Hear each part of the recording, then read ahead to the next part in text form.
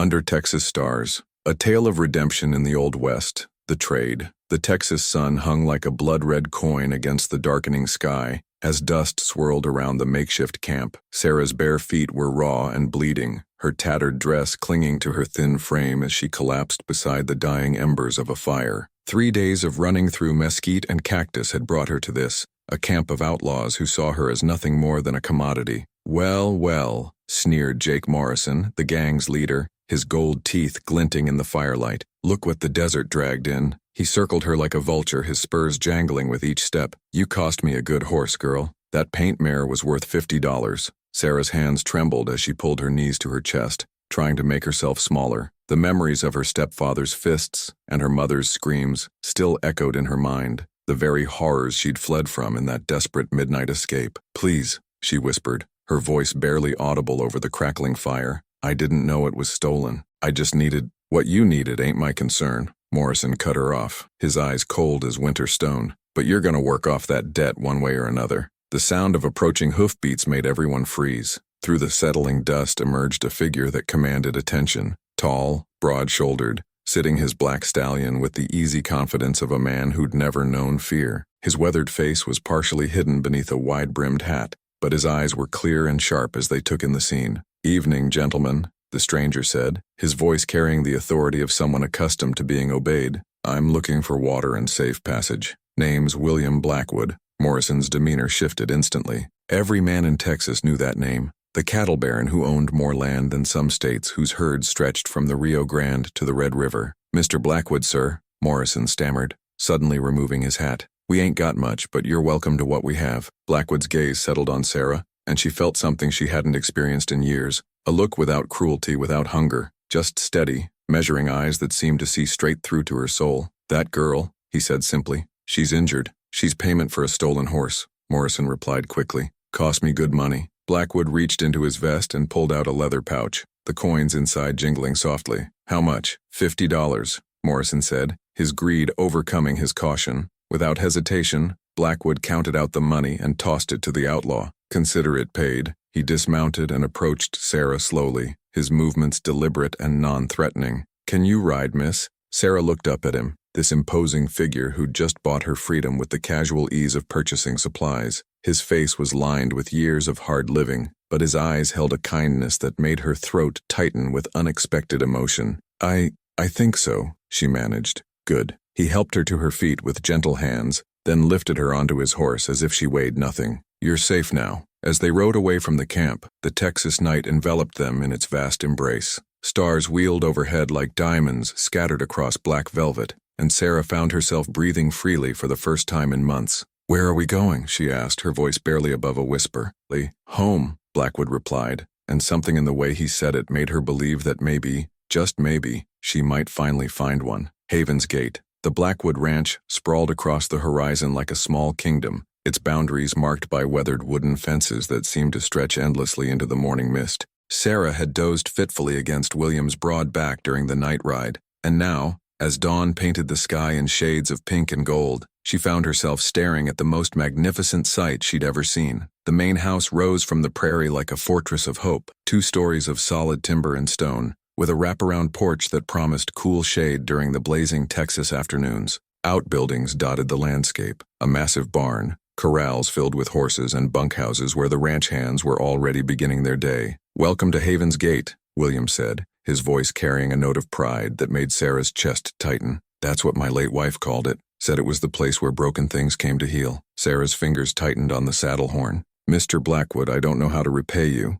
I have nothing to offer." "Everyone has something to offer," he interrupted gently, bringing his horse to a stop near the main house. "The question is whether they're willing to discover what that is." A woman emerged from the house, her graying hair pulled back in a practical bun, her calico dress clean and pressed despite the early hour. Her face was lined with the kind of wrinkles that came from years of smiling, but her eyes held the sharp intelligence of someone who'd learned to read people quickly. "William Blackwood," she said, hands on her hips. "What have you brought home this time?" "Rosa, meet Sarah," William said, dismounting before helping Sarah down. "She'll be staying with us for a while." "Sarah, this is Rosa Martinez. She runs this house better than any general ever ran an army." Rosa's stern expression softened as she took in Sarah's appearance, the torn dress, the exhaustion etched in every line of her young face, the way she held herself as if expecting a blow at any moment. Ay, Dios mío, Rosa murmured, switching to rapid Spanish as she bustled forward. Look at you, niña. Skin and bones, when did you last eat? I don't remember, Sarah admitted, swaying slightly on her feet. Well, we'll fix that right now, Rosa declared, taking Sarah's arm with surprising gentleness. Come, let's get you fed and cleaned up. William, you go tend to your horse. This one needs woman's care. As Rosa led her toward the house, Sarah caught a glimpse of the ranch hands watching from the corrals. Most looked curious but not unfriendly, except for one, a wiry man with cold eyes and a permanent sneer who spit tobacco juice in the dirt as she passed. Don't mind Pete Carson, Rosa said quietly, noticing Sarah's flinch. He's been here since before William's father died, thinks he owns the place, but he's all bark and no bite, that one. Inside, the house was a revelation. Clean wooden floors gleamed in the morning light, and the walls were adorned with paintings of Texas landscapes and family photographs. The kitchen was Rosa's domain, a warm, inviting space filled with the aroma of fresh bread and coffee. Sit, Rosa commanded, pushing Sarah into a chair at the large wooden table. You need food, a bath, and about 12 hours of sleep in that order. As Rosa bustled about preparing a plate of eggs, bacon, and biscuits, Sarah found herself studying the photographs on the walls. One showed a younger William standing beside a beautiful woman with kind eyes and a gentle smile. That's Elena, Rosa said, following her gaze. William's wife. She died 5 years ago in childbirth, the baby too. He ain't been the same since. Sarah's heart clenched. I'm sorry. Elena had a gift, Rosa continued, setting the plate in front of Sarah. She could see the good in anyone, no matter how lost they seemed. William's got that same gift, though he don't always know it. Sarah ate slowly, her stomach not accustomed to such rich food. Through the window she could see William in the corral, working with a young horse that bucked and fought against the rope. His movements were patient, methodical, never cruel, just persistent and calm. He's good with wild things, Rosa observed, has a way of earning their trust. Why did he help me? Sarah asked suddenly. He doesn't know anything about me. Rosa's smile was sad but warm, because that's who he is. Elena always said he collected broken things, horses, people, even stray dogs, said he couldn't stand to see anything suffer if he could help it. A commotion outside made them both look up. Pete Carson was striding toward the house, his face dark with anger, several other ranch hands trailing behind him. Rosa, he called out, where's the boss? We need to talk about this situation. Sarah shrank back in her chair, but Rosa stood up straighter, her chin lifting defiantly. William's busy, she called back. Whatever you got to say, you can say it to me. Pete's eyes found Sarah through the window and his expression grew even uglier. We don't need no trouble following us home, Rosa. That girl's gonna bring nothing but problems. The only problem I see, Rosa replied coolly, is you questioning your boss's judgment. Now get back to work before I tell William you're stirring up trouble. Pete spat again and stalked away, but not before giving Sarah a look that made her blood run cold. She'd seen that look before, in her stepfather's eyes, in Morrison's face around the campfire. It was the look of a man who saw her as something to be used or discarded. Don't let him scare you, Rosa said firmly. William's word is law on this ranch. As long as he wants you here, you stay. But as Sarah watched Pete disappear into the barn, she couldn't shake the feeling that her troubles were far from over. She'd found sanctuary, but she hadn't found peace. Not yet. Breaking wild. The sun was barely peeking over the horizon when Sarah woke to the sound of horses whinnying and men shouting. 3 weeks had passed since her arrival at Haven's Gate, and though Rosa had filled out her frame with good food, and William had provided her with proper clothes, she still felt like an outsider looking in. She dressed quickly in the practical split skirt and cotton blouse Rosa had sewn for her, then hurried to the window. In the main corral, William was working with a magnificent Mustang stallion, a beast with a coat like burnished copper, and eyes that blazed with untamed fury. Easy, boy, William's voice carried on the morning air, steady and sure despite the fact that the horse was doing everything in its power to throw him off. Nobody's gonna hurt you. Sarah had watched this dance for days now. William never used spurs or a whip, never raised his voice in anger. He simply persisted day after day, earning the horse's trust one small victory at a time. You should be inside, helping with breakfast. Pete Carson's voice made her jump. He stood in the doorway, his presence filling the small room like a dark cloud,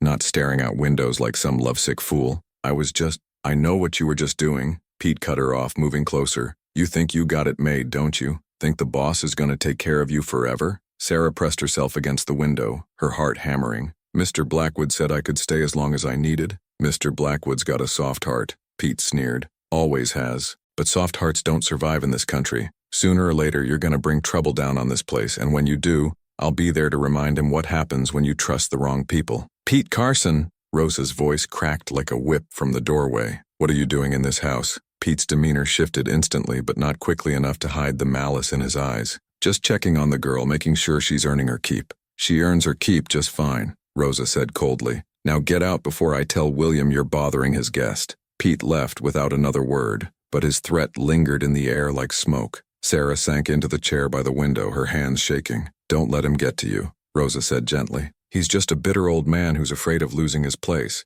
Maybe he's right, Sarah whispered. Maybe I will bring trouble. Rosa sat beside her, taking her hands in her weathered ones. Nina, trouble's like a storm. It comes whether you invite it or not. But you know what matters? How you face it when it arrives. Later that morning, as Sarah helped Rosa hang laundry on the line, William approached from the corral. His shirt was damp with sweat, his hat pushed back on his head, but his eyes held a satisfaction that made him look younger. Morning, ladies, he said, his voice warm. Sarah, would you mind helping me with something? Sarah's pulse quickened. In the 3 weeks she'd been here, William had been unfailingly kind but kept his distance, as if sensing that she needed time to heal. This was the first time he'd asked anything of her. Of course, she replied, smoothing her skirt nervously. He led her to the corral where the copper stallion stood in the center, sides heaving, ears pricked forward with wariness. Up close, the horse was even more magnificent and more dangerous. His name's Fuego, William said. Fire found him leading a herd of wild horses down by the Rio Grande. He's been hurt,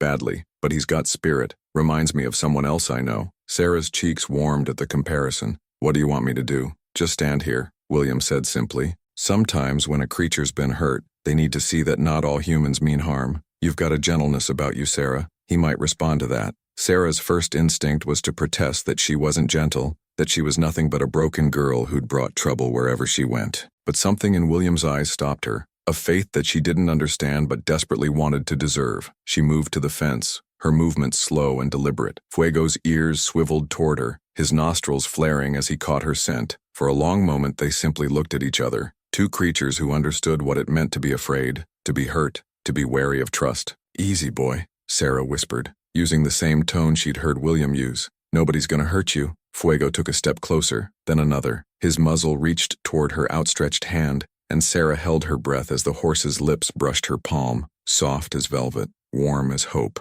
Well, I'll be damned, William breathed. He's never let anyone else get that close. Maybe he knows, Sarah said softly, never taking her eyes off Fuego. Maybe he knows what it's like to run until you can't run anymore. For the next hour, Sarah stood at the fence while William worked with Fuego, her presence seeming to calm the stallion. Ranch hands gathered to watch, and she heard murmurs of amazement when Fuego allowed William to saddle him for the first time. She's got a gift, one of the younger hands said. Look how that horse responds to her. But not everyone was impressed. Sarah caught Pete Carson watching from the barn, his face dark with resentment. When their eyes met, he made a gesture across his throat, a promise that chilled her to the bone. That evening, as Sarah helped Rosa with dinner, she found herself glancing repeatedly toward the windows. The feeling of being watched had followed her all day, and she couldn't shake the sense that something was building, like the stillness before a storm. You're jumpy as a cat, Rosa observed, setting down her wooden spoon. What's got you spooked? Before Sarah could answer, the sound of gunfire erupted from the direction of the main pasture.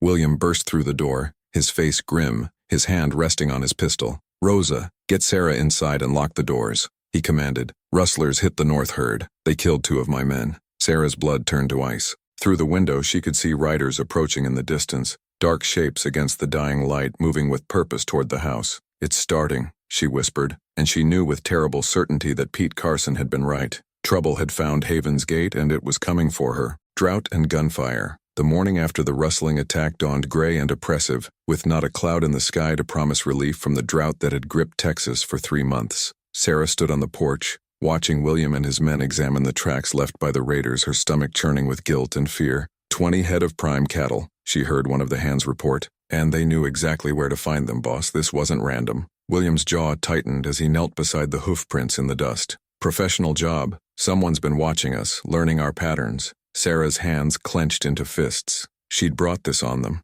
She was sure of it. Somehow her past had followed her to Haven's Gate, and now good men were dead because of her. Sarah. William's voice made her jump. He stood at the bottom of the porch steps, his hat in his hands, his expression grave. I need to ask you something. and I need you to tell me the truth." Her throat constricted. "Of course. Is there anyone who might have followed you here? Anyone from your past who might want to hurt you or the people helping you?" The question hung between them like a loaded gun. Sarah thought of Morrison and his gang, of her stepfather's violent rages, of all the men who'd seen her as nothing more than property to be used and discarded. "I don't know," she whispered. "Maybe. There are people who might want to find me." William's expression softened slightly. "Whatever you've done, whatever you're running from, it doesn't change anything. You're under my protection now. But your men, my men knew the risks when they signed on," William said firmly. "This is cattle country, Sarah. Death comes with the territory, but I won't let fear drive out someone who belongs here." Before Sarah could respond, a commotion erupted from the direction of the barn. Pete Carson came striding across the yard, his face flushed with anger, followed by several of the other hands.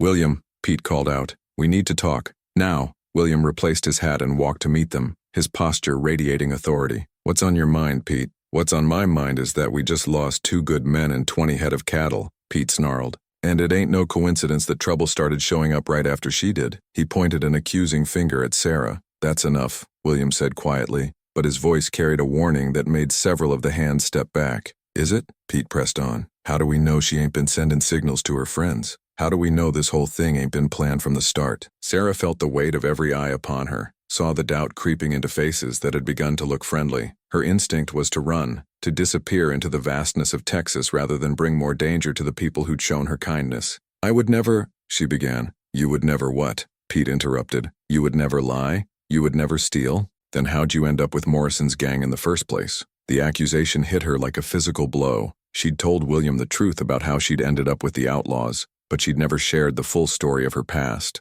the violence, the desperation, the things she'd done to survive. "Pete Carson," Rosa's voice cut through the tension like a blade. She stood in the doorway, her face thunderous. "You got something to say about how this ranch is run, you take it up with William in private, but you don't come into my yard and abuse a guest. Your guest is going to get us all killed," Pete shot back. "Enough." William's voice cracked like a whip. "Pete, you're relieved of duty. Pack your things and get off my land." The silence that followed was deafening. Pete's face went through a spectrum of emotions: shock, rage, and finally, something that looked like calculation. "You're making a mistake, William," he said slowly. "A big one. And when this place burns down around your ears, remember that I warned you." He stalked away, but not before giving Sarah a look that promised retribution. Several of the hands followed him, and Sarah realized with a sinking heart that the ranch was now divided, those who trusted William's judgment and those who sided with Pete. That afternoon, as Sarah helped Rosa preserve vegetables in the kitchen, the older woman was unusually quiet.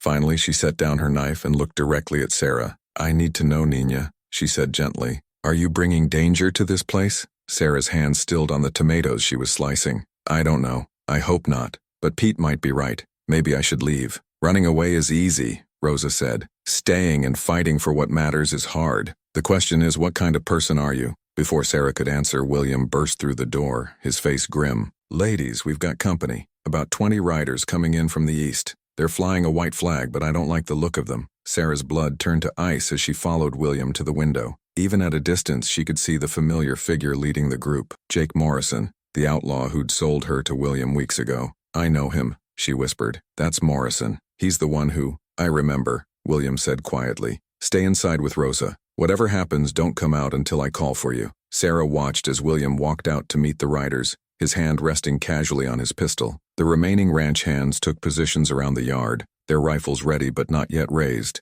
Morrison rode up to the porch, his gold teeth glinting in the afternoon sun. "Well, well, if it ain't the famous cattle baron, we meet again." "Morrison," William said evenly. "What do you want?" "Just looking for something that belongs to me," Morrison replied, his eyes scanning the house. "See, I had a business arrangement with one of your former employees. Pete Carson owed me a favor and he's called it in." Sarah's heart stopped. Pete had contacted Morrison, had arranged this confrontation. She was the reason William was now facing down 20 armed men. "I don't know what you're talking about," William said. Morrison's smile was cold as a rattlesnake's. "I think you do. That girl you bought from me, turns out she's worth more than $50. A lot more. There's a man in San Antonio who's willing to pay handsomely for her return. The girl's under my protection," William said simply. "Your protection?" Morrison laughed. "Blackwood, you're outnumbered 4-1. Hand her over, and nobody has to get hurt." Sarah couldn't watch anymore. Despite Rosa's protests, she walked onto the porch, her chin held high despite the fear coursing through her veins.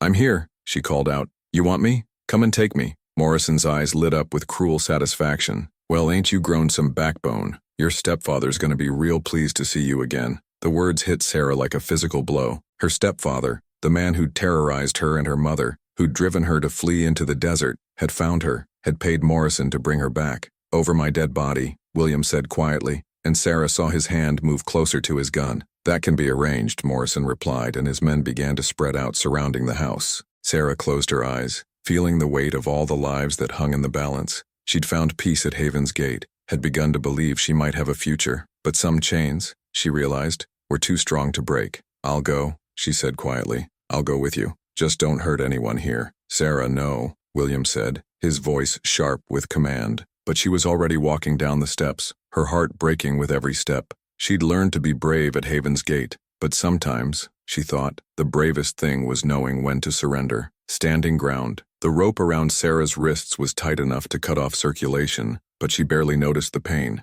Morrison's men had bound her to a post in their makeshift camp 3 miles from Haven's Gate, and she could see the orange glow of the ranch house lights in the distance, like a beacon of the life she'd lost. Won't be long now, Morrison said, squatting beside her. Your stepfather's men should be here by morning. He's paying good money to get you back. Seems you caused quite a stir when you ran off. Sarah's stomach churned. She could still remember the sound of her mother's screams, the crack of her stepfather's belt, the way he'd looked at her as she'd grown from a girl into a young woman. Death would be preferable to going back to that. Why? She whispered. Why couldn't you just let me go? Morrison's laugh was harsh. Because, girl, you're worth more than gold to the right buyer. And Pete Carson made me an offer I couldn't refuse. Said he'd give me information about Blackwood's operation if I helped him get rid of you. Sarah's heart sank. Pete's betrayal was complete. He'd sold out not just her but William and the entire ranch. She wondered if William was already dead, if Morrison's men had attacked Haven's Gate after she'd surrendered. He's not dead, Morrison said, as if reading her thoughts.